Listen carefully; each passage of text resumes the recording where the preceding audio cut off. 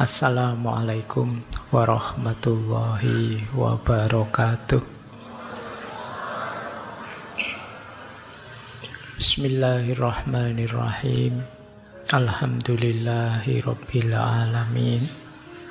Wa bihi nasta'inu ala umurid dunya waddin.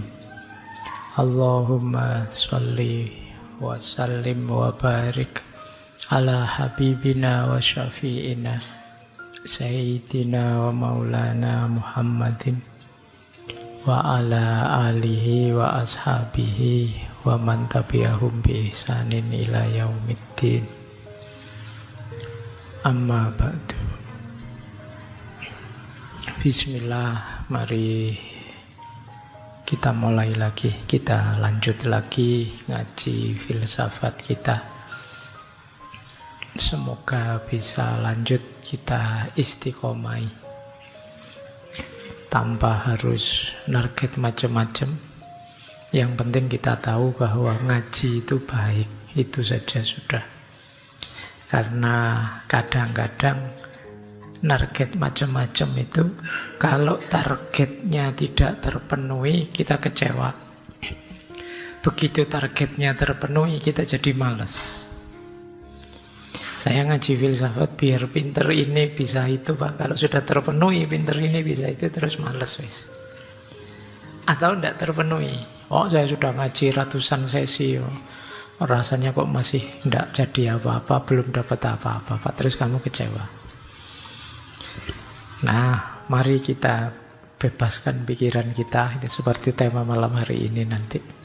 Kita nikmati saja apa yang kita hadapi. Mari kita yakinkan itu baik, terus kita jalankan. Oke, malam hari ini kita belajar dari beliau Jiddu Krishnamurti. Mungkin teman-teman pernah mendengar nama beliau. Beliau ini meditator spiritualis, guru dari banyak orang, yang terkenal sekali dengan spiritualitasnya. Ini malam hari ini temanya kita agak dalam berpikirnya, tidak apa-apa ya. Paham tidak paham didengarkan saja. Biarkan saya bicara sebebas-bebasnya. Kalau ada yang manfaat diambil, kalau ada yang masih harus direnungi lagi ya dipending, kalau ada yang tidak cocok ya disisihkan. Itu saja. Tidak harus jadi masalah. Kita sudah terlalu banyak masalah tiap hari. Jadi yang tidak penting-penting ngapain sih harus diangkat jadi masalah. Beliau kelahiran 1895. Nanti meninggalnya 1986. Anak ke-8 dari keluarga Brahmana. Nanti beliau ini sudah kelihatan bibit bijaksana dan pinternya sejak kecil. Makanya usia 14 tahun beliau itu diambil mungkin setengahnya ya jadi murid oleh tokoh teosofi namanya Ani Besan. Ini dulu kita pernah belajar tentang teosofi ini, antara lain dari pelopornya namanya Blavatsky. Boleh dicek rekaman ngaji filsafat yang lama ya. Cuma Krishnamurti ini kemudian mengambil jalurnya sendiri, meskipun awalnya beliau ada di circle-nya teosofi, sampai di titik ya sekitar usia beliau 1895. Nanti tahun 1922 itu beliau mengalami masa pencerahan. Jadi ceritanya selama 3 hari itu beliau mengalami pembalikan pikiran, pencerahan yang luar biasa. Sampai kemudian beliau akhirnya keluar dari circle-nya teosofi, dan dengan caranya sendiri menempuh jalan spiritualitas. Baik, malam hari ini kita coba ya, kita gali gagasan teosofis beliau. Yuk kita ambil satu aspek tentang kebebasan. Bukunya yang terkenal sekali tentang kebebasan ini Freedom from the Known. Ini buku sudah saya baca sejak zaman mahasiswa. Meskipun zaman itu ya untuk gaya-gayaan saja. Bahwa saya sudah baca buku semacam itu, baru belakangan agak bisa menangkap apa isinya buku. Nah, itu menariknya dunia membaca ya. Tidak apa-apa teman-teman baca, tidak paham itu tidak usah mengeluh. Pada saatnya, seperti Krishnamurti tadi ya, akan ada momen pencerahan untuk kita sendiri. Akan terjadi titik momen aha atau momen eureka atau momen ketercerahan untuk diri kita masing-masing. Ayo kita kejar itu dengan berbagai cara, termasuk banyak membaca, ikut kajian dan lain sebagainya. Kita tidak tahu nanti lewat pintu yang mana, dalam momen apa, tiba-tiba, kalau orang Jawa menyebutnya meletik, terbuka pikiran kita. Nah, teman-teman kejar itu ya, biar nanti bisa otentik, kita bisa berpikir sendiri, memahami hidup versi kita sendiri. Baik, bismillah, kita mulai ya belajar untuk bebas yang hakiki menurut beliau. Nanti kalau ada sindiran-sindiran nggak boleh baper. Beliau tajam sekali nyindir hidup kita sehari-hari. Ini kalimat dari Freedom from the Known. Buku itu sebenarnya kumpulan tulisan. Ada banyak kumpulan tulisan dari beliau, antara lain buku itu. Nah, di bagian paling awal buku itu ada kalimat seperti ini. Nanti coba di cross check dengan teman-teman hidupnya selama ini ya. Apalagi ini banyak mahasiswa. Selama berabad-abad kita telah diindoktrinasi oleh para guru kita, para pemimpin kita, buku-buku kita, orang-orang yang kita anggap suci. Kita berkata pada mereka semua itu, beritahu aku segalanya, apa yang ada di balik bukit-bukit, gunung-gunung, dan bumi ini. Kemudian kita merasa puas dengan deskripsi yang mereka berikan. Terus komentarnya beliau, itu berarti bahwa hidup kita didasarkan pada kata-kata belaka. Dan berarti hidup kita sifatnya dangkal dan kosong.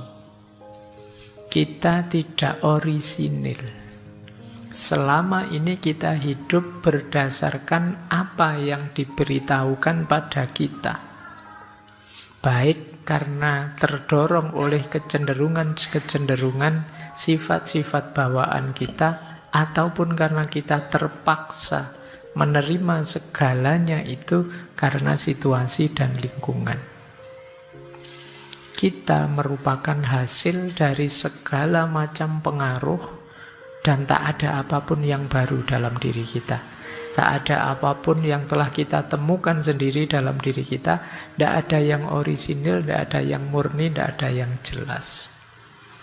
Ini sindiran telak ya untuk kita. Ternyata selama ini kita itu tidak pernah benar-benar hidup, tidak pernah benar-benar memahami hidup. Ini versi kita.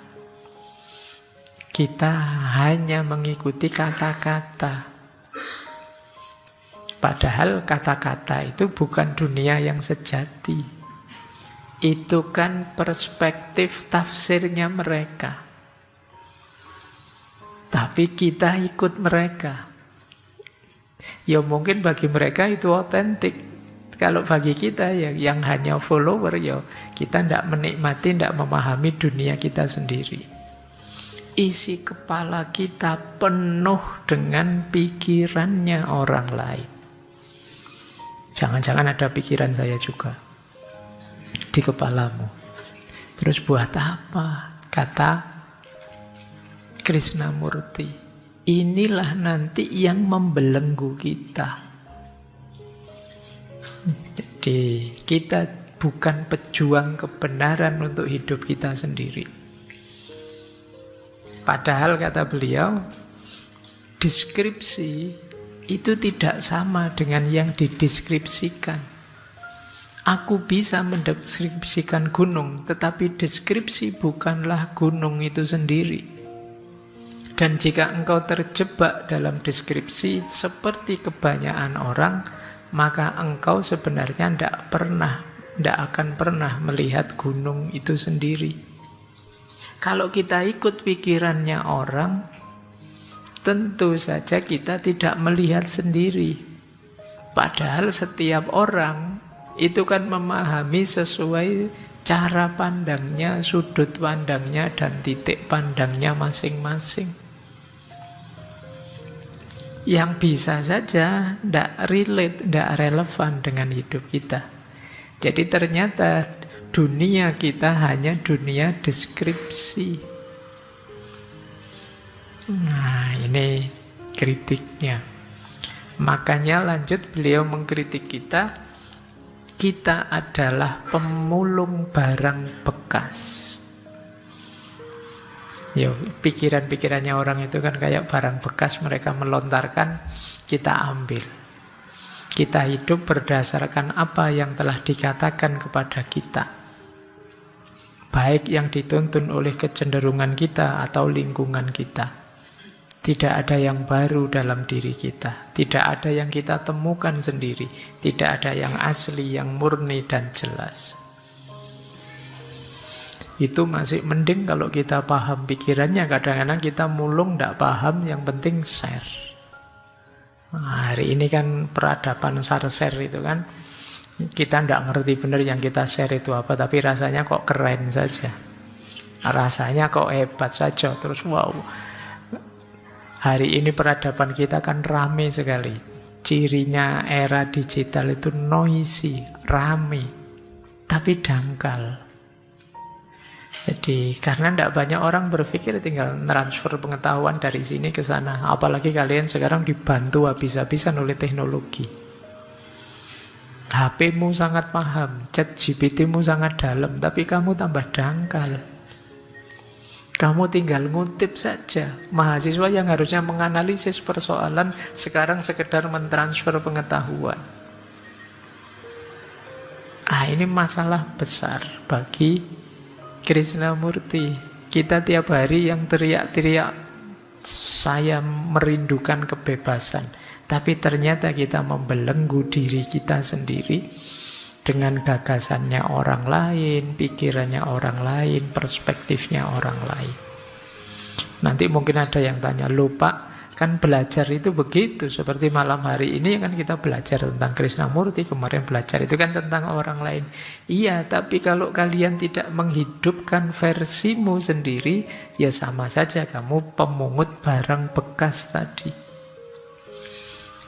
Pikiran orang lain itu boleh kalian telaah, kalian pahami, kalian dalami sebagai bahan pertimbangan, sebagai rujukan.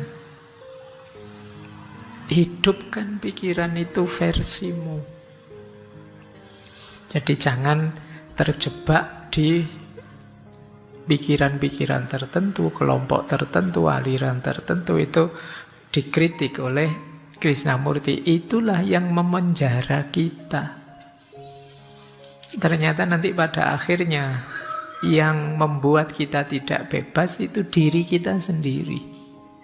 Kelakuan kita tentang kita sendiri, pada diri kita. Ternyata yang memenjara ya kita sendiri. Nah, ini yang dikritik oleh Krishnamurti. Di situ nanti titik pangkal dari freedom from the known. Gimana caranya kita bebas dari the known yang kita ketahui selama ini. Bayangkan ya, hidup kita itu kan tergantung pikiran. Sering saya bilang, harapanmu, ketakutan-ketakutanmu, kegelisahanmu, itu kan kuncinya karena pikiran. Pak, besok masa depan saya gimana ya Pak? Situasi hari ini kok kacau begini ya Pak? Itu kan pikiran-pikiranmu. Dan ternyata pikiran itu ternyata bukan kamu. Kamu hanya mengikuti orang lain. Kenapa sekarang kamu gelisah? Katanya orang-orang sebentar lagi ada gempa Pak. Katanya rame sekali sekarang, mungkin bulan ini Agustus katanya ada kiamat Pak. Katanya itu kan kamu dapat dari mana-mana, dari luar, dan kamu gelisah. Terus kamu menghadapi dunia dengan kegelisahanmu, padahal segala deskripsi dan informasi tadi miliknya orang lain yang kamu ambil. Tanpa kamu relatekan, tanpa kamu kontekstualkan dengan hidupmu sendiri. Inilah problem besarnya kebebasan justru. Kalau versinya beliau. Jadi bukan bebas dijajah siapa oleh siapa, wong kita sendiri yang menjajah diri kita sendiri. Kita lanjutkan ya. Nah, maka Krishnamurti punya pemaknaan yang khas tentang kebebasan.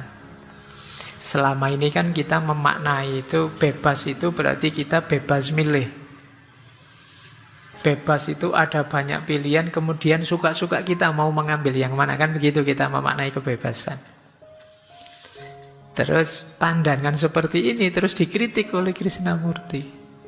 Kalian tidak sadar, seolah-olah kalian itu bebas milih, padahal kalian dikondisikan untuk milih hal tertentu dan tidak milih hal yang lain. Jadi kita merasa bebas, padahal sebenarnya kita itu disetir oleh kondisi, oleh situasi, oleh tokoh-tokoh, oleh guru-guru kita, oleh dan lain sebagainya. Itu yang dikritikkan oleh Krishnamurti. Jadi kita sering, Pak, ini pilihan saya sendiri loh Pak, keinginan saya sendiri. Tapi kalau kita telusuri ke belakang, kok kamu milih yang seperti itu mungkin karena cara pandangmu, sudut pandangmu, titik pandangmu, yang itu terpengaruh oleh orang lain. Jadi ada pengkondisian yang kamu tidak paham. Itu makanya dulu waktu kita belajar filosof barat, mungkin teman-teman ingat ya, ini sesi ngaji filsafat awal itu Michel Foucault. Beliau punya konsep kebalikannya orang modern. Orang modern awal itu kan bilang knowledge is power.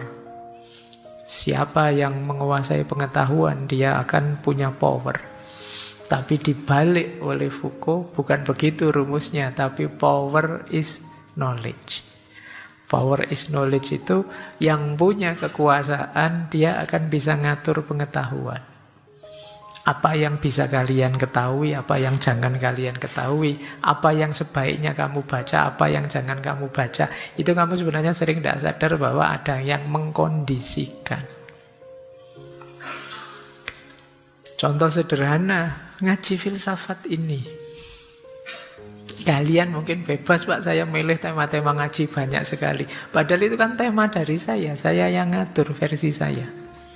Kamu minta tema apa saja, kalau tidak tak kasih kan tidak jalan. Itu power is knowledge. Saya kuasa di sini, kalau tidak mau ya tidak usah ngaji, kan gitu aja. Jadi yang punya kuasa yang menentukan. Kalian minta tema ini, tema itu, dan tak cuekin saja, itu kan kalian tidak bisa bantah. Akhirnya kamu dapatnya ya yang saya kasih ini. Akhirnya ideal yang di kepalamu ya sebatas yang saya kasih ini. Itulah pengkondisian. Ya termasuk kampus dengan kurikulumnya dan lain sebagainya. Jadi kita tidak sadar dalam hidup ini ada banyak sekali pengkondisian. Karena kita tidak sadar, kita merasa bebas. Padahal sebenarnya kita diarahkan. Orang mungkin tidak merintah, tapi dia cuma bilang, asal saya misalnya, kalau anak baik ya biasanya sih Kalau ada apa, dia melakukan apa. Dia tidak merintah kita, tapi kita terdorong sendiri, tergerak sendiri. Nah, di masyarakat sering seperti itu. Kita dikondisikan. Nah, kenapa kok kita bisa dikondisikan? Cara berpikir kita tadi model kayak pemulung tadi. Kita hanya ngambil, kita hanya menyerap tanpa kita kondisikan, tanpa kita sesuaikan dengan kondisi kita, situasi kita. Inilah problem besar bagi setiap orang dalam kebebasan. Baik, kita lanjutkan ya. Kelihatannya berat malam hari ini untuk dijalankan. Dari awal gini, wah ini berat Pak. Nah, beliau juga ngeritik. Kita kemarin punya konsep freedom for, freedom from. Bebas dari, bebas untuk. Dan itu dikritik oleh kita. Masa kebebasan kok bisa begitu? Kalau kebebasan itu bebas dari, kata beliau, saya bebas dari ini, saya bebas dari itu, berarti kebebasan itu sifatnya reaktif saja. Jadi padahal kebebasan itu tidak reaktif, kebebasan itu eksistensial. Kondisi hakiki kita. Jadi tidak harus menunggu kita dijajah dulu baru terus kita membebaskan diri. Tidak, kondisi kita sejak awal itu sudah bebas. Orang yang punya pandangan bahwa kebebasan itu adalah freedom from, bebas dari, kata Krishnamurti, ya dia akan reaktif saja dan nanti dia biasanya lepas dari satu penjajahan masuk ke penjajahan yang lain. Lepas dari satu organisasi masuk ke organisasi yang lain. Lepas dari satu partai masuk ke partai yang lain. Akan begitu kalau maknanya kebebasan itu hanya bebas dari. Ya bagian dari kebebasan mungkin bebas dari, tapi bukan itu hakikatnya kebebasan. Ada juga yang bilang kebebasan itu bebas untuk. Bebas untuk itu berarti ideal. Saya harus melakukan ini, saya harus melakukan itu. Loh, kalau kebebasan itu bebas untuk dan sifatnya ideal, berarti kan dia sesuatu yang kita tuju. Saya ingin bebas, Pak. Itu seolah-olah sekarang belum bebas, kamu menuju kebebasan. Kata Krishnamurti, tidak begitu. Hakikatnya kita sudah bebas. Jadi kebebasan itu bukan perjalanan menuju. Jadi hakikinya diri kita begitu kita lahir itu kita statusnya merdeka, bebas. Jadi bukan menuju kebebasan ini, menuju kebebasan itu. Jadi kebebasan itu ya tidak sekedar bebas dari belenggu apa atau bebas untuk apa. Kalau hanya itu ya berarti dia tidak hakiki. Padahal manusia itu ya hakikatnya bebas. Dan juga bukan pilihan. Ada orang, Pak, saya milih ini, yang lain milih itu. Tidak, kalau itu pilihan berarti tidak hakiki. Kamu bisa milih, bisa tidak. Kebebasan itu hakiki. Yakinlah bahwa kalian itu hakikatnya bebas. Kok terbelenggu, Pak? Kamu sendiri yang membelenggu atau circlemu yang membelenggumu. Jadi bukan kenyataan dirimu. Jadi kebebasan berarti kalau dalam bahasa agama itu termasuk fitrahnya manusia. Maka kalau ada fenomena pembelengguan jenis apapun itu berarti nabrak fitrah. Makanya nanti ada beberapa filosof muslim kontemporer yang punya konsep bahwa agama itu cirinya pembebasan. Karena agama itu menuntun kita pada fitrah-fitrah. Jadi dasar kemanusiaan kita. Manusia itu hakikatnya bebas. Kalau manusia tidak bebas, sulit sekali kita menuntut tanggung jawab. Kalau manusia tidak bisa dituntut tanggung jawab, bagaimana mengelola alam semesta ini, bagaimana menjalankan amanat kita sebagai khalifahnya Allah. Maka jangan ragu-ragu untuk bilang bahwa kebebasan itu fitrah kita. Berarti ada fenomena atau kenyataan apapun yang membelenggu kebebasan, itu kalau pakai istilah agama berarti fenomena kezoliman. Di mana ada kezoliman ya berarti agama sedang tidak tegak. Karena misi utamanya agama itu ya mewujudkan tatanan hidup sesuai keinginannya Tuhan. Baik, jadi kalau ada yang tanya kebebasan apa, ya, kalau di buku itu ada kalimat kebebasan itu ya kebebasan itu sendiri sudah. Kalau didefinisikan, definisi itu akan membelenggu kebebasan. Nanti jadinya harus begini dan harus begitu, harus dari atau harus untuk, bebas ya bebas. Baik, ini ya, semoga tidak kaget dengan ini. Nanti, tapi kalau di kampus mungkin ada mata kuliah materinya kebebasan, kalau pas ujian jangan jawab ini ya. Dosenmu nanti merengut kalau kamu bebas ya bebas Pak, kalau ada definisinya nanti tidak bebas namanya Pak gitu. Tidak gitu ya. Jadi ini versi beliau. Oke, kita lanjutkan. Sudah ngerti ya maunya Krishnamurti secara umum dari freedom from the known, bebas dari yang diketahui. The known itu apa yang menghuni kepala kita, pengetahuan, pelajaran, dan lain sebagainya. Mari kita hati-hati mendefinisikan yang dimaksud the known itu bukan functional knowledge. Jadi bukan pengetahuan tentang cara hidup sehat, cara minum yang baik, cara makan yang bergizi, bukan itu. Itu namanya functional life. Kalau ini ya kalian harus tahu, kalian operasikan. Ikut orang lain juga tidak apa-apa kalau ini. Tapi yang dimaksud existential life, yang berhubungan dengan hakikatnya diri kita, cara hidup kita, cara kita menjalani keseharian kita, cara pandang kita terhadap dunia, itu existential life. Inilah yang sering membelenggu kita. Jadi the known itu bagian eksistensial, ada yang menyebutnya psychological knowledge. Wong kita itu menjalani hidup kita kok meminjam konsep teori dari orang lain yang membaca hidupnya dia. Itu yang dikritik oleh Krishnamurti. Jadi bukan yang functional knowledge ya. Nanti Pak begitu, kalau begitu pengetahuan di kepala saya dibuang semua ya Pak.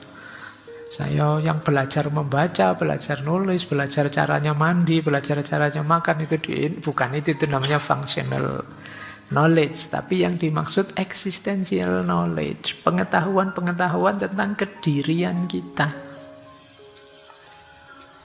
Kadang-kadang kan kegelisahan kita itu kan karena pendapatnya orang lain, komentarnya orang lain, padahal dia melihatnya ya sesuai dunianya. Kadang-kadang saya nyaman pakai baju kayak gini, terus ada orang komentar, menurut saya kalau kamu bajunya jangan begitu, kamu akan, dan kita gelisah karena itu. Jadi kita tidak yakin dengan pilihan kita sendiri. Ini namanya kita terbelenggu oleh orang lain. Itulah the known, itulah pengetahuan. Biasanya kata Krishnamurti, the known itu sesuatu yang eksistensial, yang dari situlah nanti formulasi hasrat, keinginan, cita-cita kita rumuskan. Cita-citamu apa? Kayak dulu waktu kita kecil ditanya cita-cita apa, terus jadi dokter, jadi pilot. Itu pasti kita tidak sadar. Kenapa harus dokter, kenapa harus pilot? Hanya karena ikut orang lain saja. Mungkin orang tuanya, mungkin lingkungannya, bahwa jadi dokter keren loh, jadi pilot keren loh. Kita merancang keinginan, harapan dan cita-cita dasarnya the known tadi. Pengetahuan-pengetahuan tentang diri kita dan dunia yang sebagian besar sumbernya orang lain. Yang kedua, dari situ terus kita merancang, oh bahagia saya berarti di sini. Kalau saya mengalami ini berarti sedih. Itu ternyata sering bukan kita, tapi konsep-konsep yang dijejalkan di kepala kita. Itulah the known. Jadi kalau tadi ada yang tanya, apa bisa Pak kita bebas sepenuhnya dari pengetahuan? Ini yang dimaksud bukan semua pengetahuan, tapi existential knowledge. Kita hidup di dunia kita, tapi dibelenggu oleh konsep-konsep orang lain yang punya dunia sendiri. Disinilah pentingnya pembebasan pertama-tama, kata Krishnamurti, yuk pembebasan di level ini. Kalau mental kita sudah mental terjajah, existential knowledge-nya hanya mengandalkan orang lain yang lain dari luar, ya kita tidak akan bisa mandiri. Ini yang sering kita sebut mentalnya memang mental layak jajah. Kalau mental layak jajah, ya tidak usah kaget kalau kita sampai hari ini dijajah. Ya memang berpikir sendiri itu capek, berpikir sendiri itu rumit, berpikir sendiri itu tidak nyaman. Tapi kalau kita tidak berpikir sendiri, bagaimana kita bisa menikmati hidup kita sendiri? Bagaimana kita bisa hidup dengan standarnya orang lain? Gimana kita bisa hidup disetir oleh kemauan, keinginannya orang lain dengan mengabaikan kemauan dan keinginan kita sendiri? Itu harusnya siksaan yang luar biasa. Yang menyiksa siapa? Kita sendiri. Kita mengizinkan perspektif, gagasan, cara pandang orang lain masuk dan mengendalikan kita. Disinilah pentingnya kita berjuang untuk freedom from the known. Bebas dari yang diketahui. Lanjut. Kalau mau dirinci, belenggu dari the known tadi yang merajalela di kepala kita itu jenisnya 3. Yang pertama jenis mental, yang kedua belenggu ego dan identitas, yang ketiga belenggu sosial dan budaya. Kalau belenggu mental itu berarti pikiran, keinginan, emosi yang mengendalikan kita. Biasanya mungkin dalam bentuk dogma-dogma, ideologi, cara berpikir yang ditanamkan sejak kecil dalam diri kita. Jadi ini namanya belenggu mental. Kita tidak bebas mengekspresikan diri, kita tidak bebas mengungkapkan keinginan kita, karena dalam diri kita sudah dipasang banyak sekali pagar-pagar. Ini tidak boleh, itu tidak boleh, ini jangan, itu jangan, dan lain sebagainya. Ini namanya belenggu mental. Jadi ini yang paling berat. Yang kedua, belenggu ego atau identitas. Belenggu ego itu dari diri kita. Kita mendefinisikan diri kita, ya awalnya dipengaruhi dari luar. Mendefinisikan identitas kita dan kita mewajibkan diri harus seperti itu terus. Ini seperti fixed mindset minggu lalu. Jadi, wah, teman-teman kok menyebut saya Gus ya, berarti saya ini dipandang ahli agama. Terus kamu, wah gayamu kayak orang pinter agama beneran. Terus apa-apa. Ini kerjaannya ego. Begitu dipuji, kamu kok pinter ya sekarang itu. Terus muncul sekarang ego, identifikasimu terhadap diri, berarti saya itu termasuk bagian orang pinter. Gayamu besok kayak intelektual sudah, kalau ngomong sudah ndaki-ndaki dan lain sebagainya. Itu belenggu ego. Jadi coba kamu tanya ya, aku menurut diriku itu bagaimana? Coba kamu, dan definisi itulah nanti yang kamu pegangi untuk gayamu ngomong, gayamu berperilaku. Seolah-olah kamu harus begitu. Begitu kamu dipuji, wah keren sekali kamu, anak gaul memang. Sampai besok-besok kamu memaksa dirimu untuk bergaya kayak anak gaul. Ini belenggu ego. Wah Pak Faiz itu filsafatnya dalam. Terus saya kalau ngomong harus tak filsafatkan. Padahal harusnya ngomong santai aja difilsafati. Pak Faiz, saya minta izin. Kenapa kok kamu pakai saya, bukan aku? Apa bedanya aku dan saya? Wah, itu kurang kerjaan. Tapi itu kerjaannya ego. Ketika kita sudah mengidentifikasi diri kita sebagai A, B, atau C, maka identifikasi itu kemudian membelenggu kita. Kadang-kadang kita lupa ruang, lupa waktu, harus begitu terus. Nah, kamu sudah bilang, oh, mahasiswa itu ya harusnya kritis. Oh, nanti kemana-mana kamu kritis nih. Wah, nanti di warung-warung juga kamu kritis. Wah, ini posisi kursinya harusnya tidak begini. Terus nah, itu ego sudah yang memenjara seperti itu. Dan yang terakhir, tentu saja lingkungan, sosial, budaya. Yang tadi pakai istilah mengkondisikan isi pikiran kita. Mengarahkan kemana, mengisinya dengan apa, itu sudah lingkungan, sosial, dan budaya. 3 hal inilah nanti yang kita harus berjuang membebaskan diri darinya. Diingat-ingat, membebaskan diri bukan berarti membuang ya. Tapi jangan sampai membelenggu kita sedemikian rupa. Sehingga kitanya sendiri hilang. Kita tidak otentik lagi. Boleh saja kok setelah kalian renungi, oh memang benar Pak, masyarakat saya yang dilakukan ini. Tapi kan sekarang kamu keputusanmu sendiri, hasil renunganmu sendiri setelah kamu refleksi sendiri. Tidak karena terikat, tidak karena terkondisikan, tidak karena terpaksa. Jadi yang namanya belenggu itu kan ya ketika kamu dipaksa untuk itu. Tapi kalau kamu sendiri yang menerima, oh ya menurut saya yang ini memang pas Pak. Nah kalau itu kan hasil refleksimu tidak apa-apa. Meskipun sama kemudian akhirnya. Tapi sekarang kamu secara mandiri memutuskan untuk dirimu. Tidak sekedar follower, tidak sekedar ikut. Tapi kamu memutuskan. Nah, inilah 3 belenggu the known. Maka kata Krishnamurti, the known adalah penjara pikiran. Dan hanya dengan pembebasan darinya, pikiran dapat benar-benar hidup.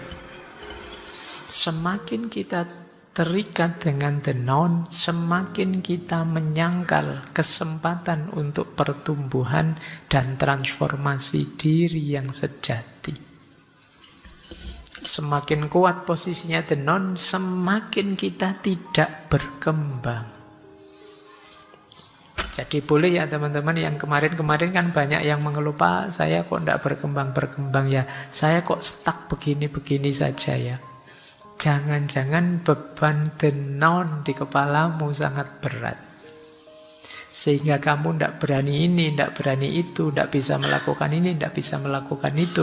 Yang pada akhirnya ya kamu tidak berkembang sudah. Kamu yang dulu ya masih belum berubah sampai sekarang. Masih begitu saja, kamu stuck, kamu mandek.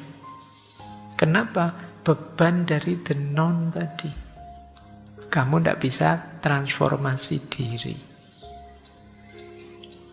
Baik, itu ya. Jadi paling tidak sampai di titik ini kita sadar. Ada problem besar yang akarnya diri kita sendiri. Yang kita harus membebaskan diri darinya. Jadi kemarin-kemarin tema kemerdekaan, kebebasan kan bebas dari yang lain yang ingin membelenggu kita. Malam ini kita ingin membebaskan diri dari diri kita sendiri. Yang sering malah membelenggu kita.